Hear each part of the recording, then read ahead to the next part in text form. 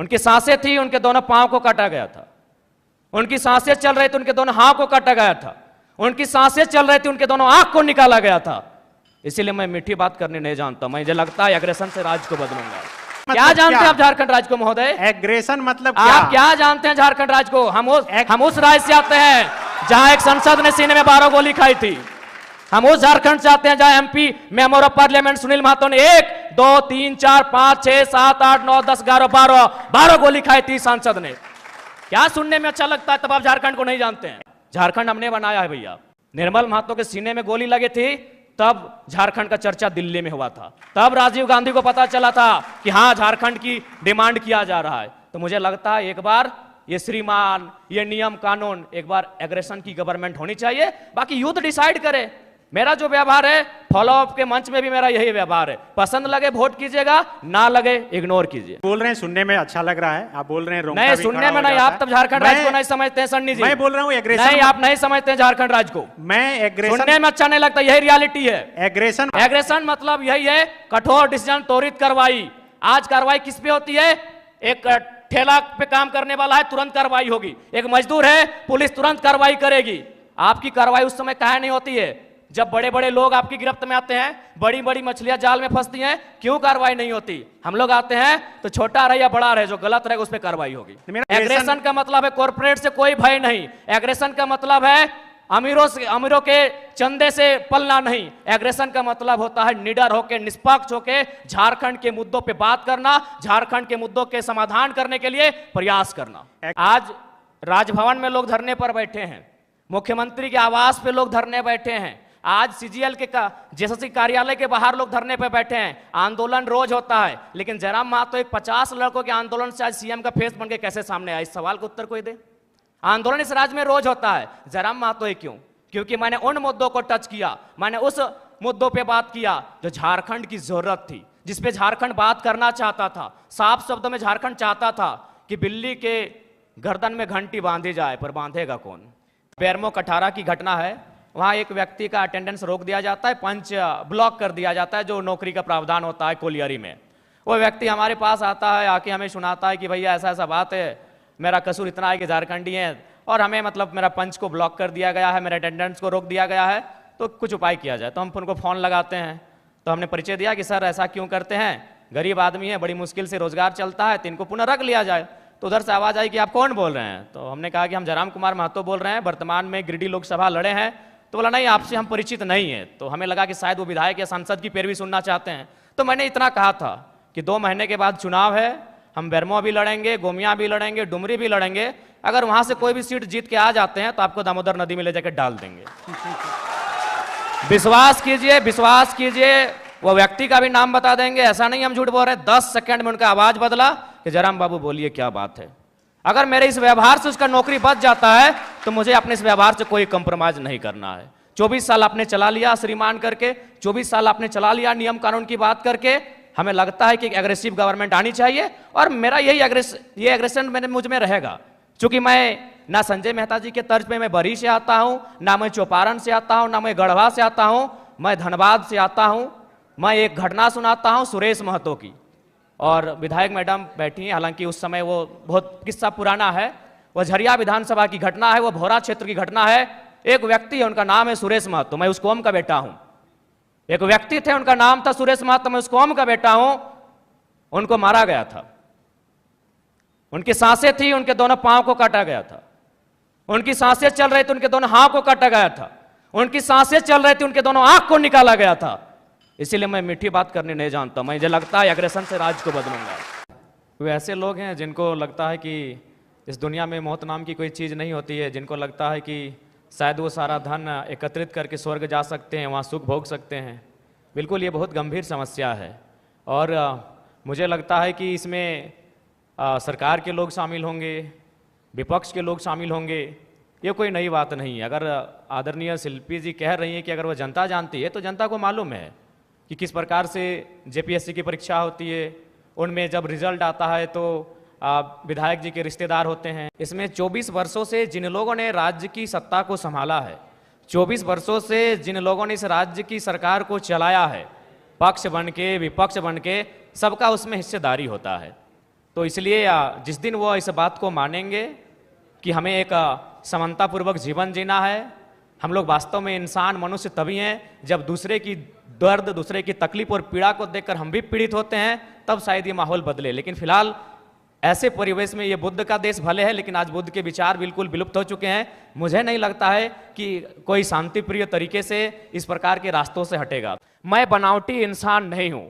उस मीटिंग में 52 minute discussion हुआ था, मैंने 52 मिनट के बाद मुंह खोला था, और ये तो मीडिया चल रही थी और कैमरा में कैच हो रहा था, इसीलिए मैंने बोतल को टेबल में पटका।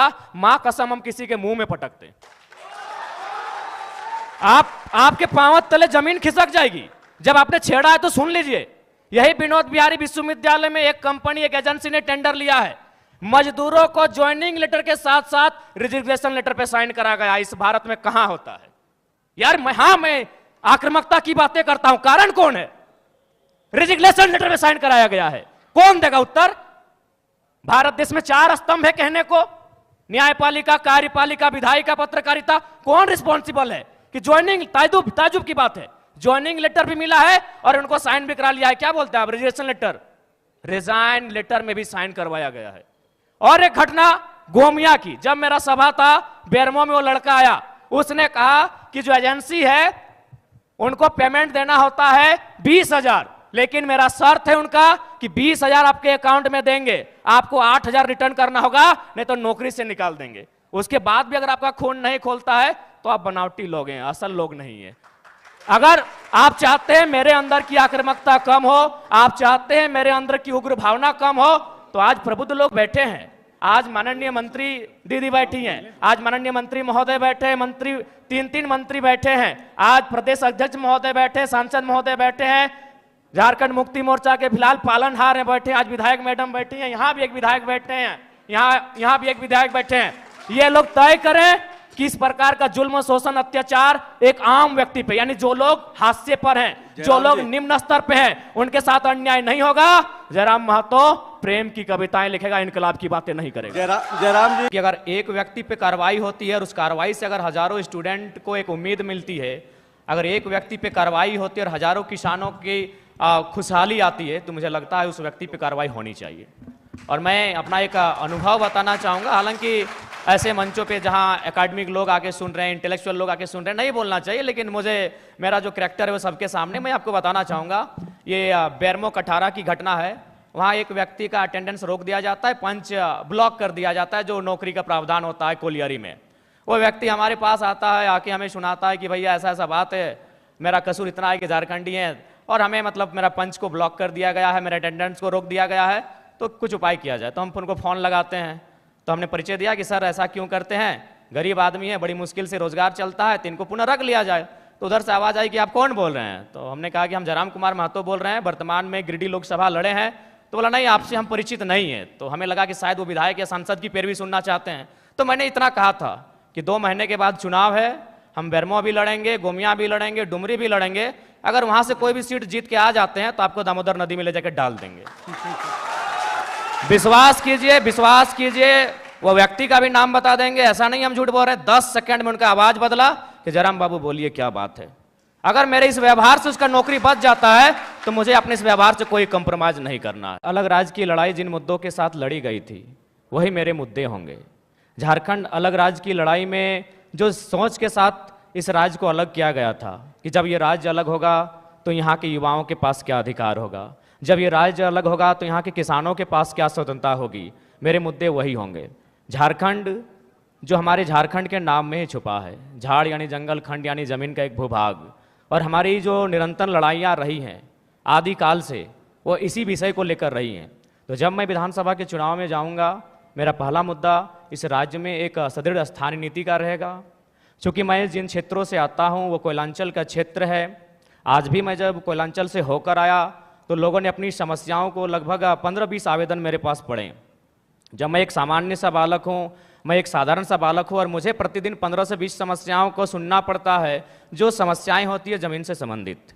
इसलिए मेरा मानना है कि ज़मीन संबंधित जो कानून जो आज हमारे राज्य में हैं भी, CNT, SPT, लेकिन जो लोग सरकार में बैठे हैं उनके मैनिफेस्टो में शामिल होने के बाद भी प्रभावी रूप से लागू ना हो न पाना, प्रभावी रूप से उन विषयों पर चर्चा नहीं कर पाना, उनको संरक्षण ना दे पाना एक बहुत ही गंभीर विषय है।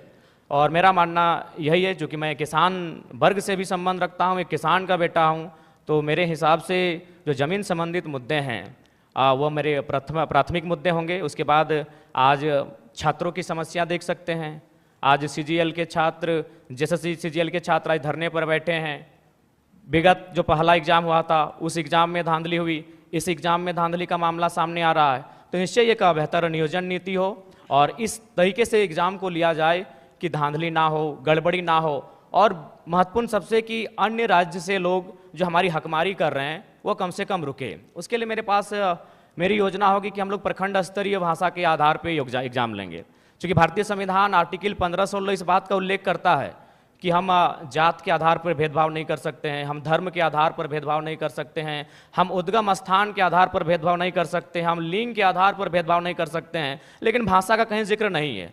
तो मेरा मानना है कि सरकार को इस विषय पर सोचना चाहिए। हम लोग अगर सरकार में आते तो इस विषय पर सोचेंगे कि जो प्रतियोगिता की परीक्षाएं होंगी वो हमारी भाषाओं में होंगी। फॉर एग्जाम्पल, जैसे मान के चलिए कोई हिंदी का पेपर आता है परीक्षा में, उसमें एक सवाल आता है कि आंख का तारा इसका मतलब क्या होता है, आग बबूला होना इसका मतलब क्या होता है। तो झारखंड के अभ्यर्थी के साथ साथ इस सवाल का उत्तर बिहार के अभ्यर्थी को भी मालूम है, इस सवाल को उत्तर उत्तर प्रदेश, मध्य प्रदेश, राजस्थान के अभ्यर्थी को भी मालूम है। लेकिन अगर हम अपनी भाषा को प्रमोट करेंगे, अपनी कल्चर को अगर प्रमोट करेंगे प्रतियोगिता परीक्षाओं में, और वहाँ सवाल ये रहेगा, मान के चलिए मैं धनबाद के तुपचांची ब्लॉक से आता हूँ और वहाँ एक मुहावरा चलता है, पखड़ तर हाथ करे करे झाँक, ना ये राजस्थान को समझ में आएगी ना ये उत्तर प्रदेश को समझ में आएगी। इससे क्या होगा कि नियम भी बना रहेगा और हमारी जो नौकरियों में हकमारी हो रही है वो भी सुरक्षित रहेगी। के द्वारा जो एविडेंस साक्ष्य प्रस्तुत किए जा रहे हैं, तो प्रथम दृष्टि से तो यह स्पष्ट हो रहा है कि इस बार भी जो CGL का पेपर है उसमें कहीं ना कहीं गड़बड़ी हुई है, धांधली हुई है। और मुझे लगता है कि पिछली बार जो पेपर गड़बड़ी हुआ था, अगर उसका जो लोग दोषी हैं, अगर वे दोषी लोग पकड़े जाते हैं, अगर उन पर कार्रवाई होती तो शायद इस बार उनका मनोबल इतना ऊंचा नहीं होता। लेकिन चूंकि आपने SIT का गठन किया, आपने समय मांगा, आपको समय मिला, उसके बाद भी ये तय नहीं हो पाया है कि पिछली बार जो पेपर गड़बड़ी हुई थी, जो 28 जनवरी 2024 को जब इसका एग्ज़ाम हुआ था, तो मेरा मानना है कि कहीं ना कहीं आपका कठोर निर्णय ना ले पाना गवर्नमेंट का, आपका क्विक डिसीजन ना ले पाना उन लोगों का मनोबल को बढ़ा रहा है। हमने कोल माफिया सुना था, हमने लैंड माफिया सुना था, अब यहाँ पेपर माफिया जैसे मामले सामने आ रहे हैं। तो इससे आप इनकार नहीं कर सकते हैं, इस पर आप मौन नहीं रह सकते हैं, ये तो आपको तय करना होगा और इस बात को आपको मानना होगा। क्योंकि पिछली बार हमारे ही 15 साथियों पर FIR हुआ था, आज भी उस मुकदमे के कारण हमारे प्रत्याशी रांची के हमारे आदरणीय देवेंद्र जी जेल गए, उसी मुकदमे के कारण गए थे। तो जाहिर सी बात है वो हाईलाइट तभी हुआ जब हम लोगों ने प्रोटेस्ट किया। उस प्रोटेस्ट के परिणाम स्वरूप उस समय वर्तमान मुख्यमंत्री माननीय चंपई सोरेन जी थे, SIT का गठन हुआ। लेकिन आज परिणाम और निष्कर्ष आपके सामने क्या है, यानी आप लोग उन माफियाओं के मनोबल को बढ़ाने का कार्य आप स्वयं कर रहे हैं।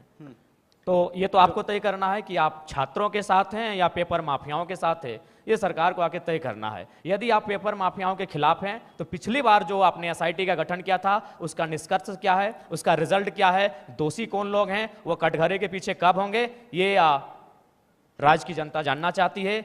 CGL JSSC के तमाम 6 लाख अभ्यर्थी जानना चाहते हैं। बिल्कुल, सूर्या जी से यही सवाल रहेगा। आप सत्ता के में भी रहे, पिताजी ये की तरफ या इंडिया अलायंस की तरफ? हम लोग अकेले ठीक हैं सर। चुनाव के बाद भी? तो चुनाव के बाद क्यों, हम लोग जनता से हम लोग आशा और अपेक्षा रखें हैं कि हम लोग को अकेले इतनी ताकत दी जाए कि इस राज्य के लिए बेहतर और भला कर सकें। तो आप 81 सीट पर लड़ रहे हैं और चुनाव के बाद जो भी स्थिति हो आप कहीं नहीं जा रहे हैं? जी, हम लोग लगभग 70 सीटों से आवेदन मिला है, वहाँ तो लड़ना ही लड़ना है। बाकी सीटों पर अगर अच्छे प्रत्याशी दमगर मिले तो निसंदेह हम लोग 81 सीटों तक पहुँचेंगे और चुनाव लड़ेंगे।